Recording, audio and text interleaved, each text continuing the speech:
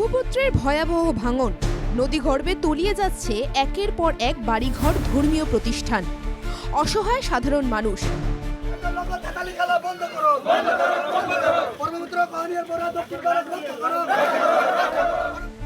এই দৃশ্য দক্ষিণ শালমারার বোসাইমারি এলাকার।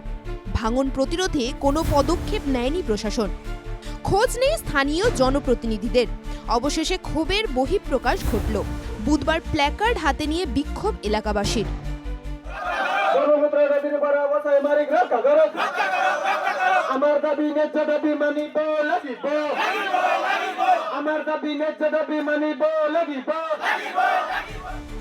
এলাকার সাংসদ হচ্ছেন রাজ্যের শীর্ষ কংগ্রেস নেতা রকিবুল হোসেন।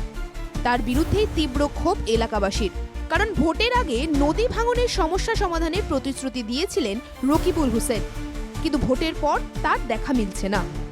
এখানকার যারা আম পাবলিক আছে তাদেরকে জিজ্ঞাসা করেন, আজকে রেকর্ড ভোটে উনি জিতার পরে এই অঞ্চল রক্ষা করার জন্য এই অঞ্চলের মানুষের সামনে আসা যে তারা প্রতিশ্রুতি দিবে বা কিছু তো করেই নাই, মানুষের সাথে সহযোগিতাও করে নাই। তারা বিপদে আজকে চোখের সামনে যাদের ঘর বাড়ি ভাঙতেছে তাদের ঘর বাড়ি দেখার জন্য তার সময় হয় নাই, আসেও না এই অঞ্চলে।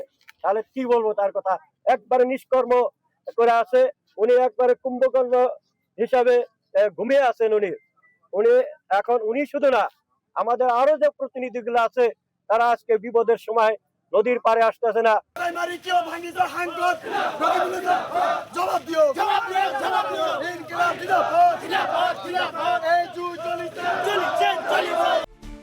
শুধু বোসাইমারি নয়, এলাকার একের পর এক গ্রাম ভাঙনের ফলে হারিয়ে যাচ্ছে।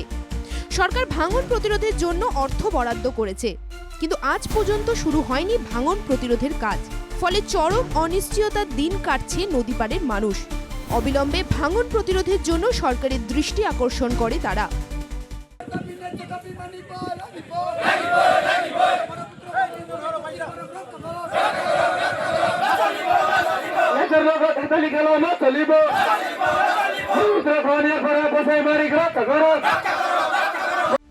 দক্ষিণ শালমারা থেকে জাফর আলীর রিপোর্ট, এনকেটিভি বাংলা।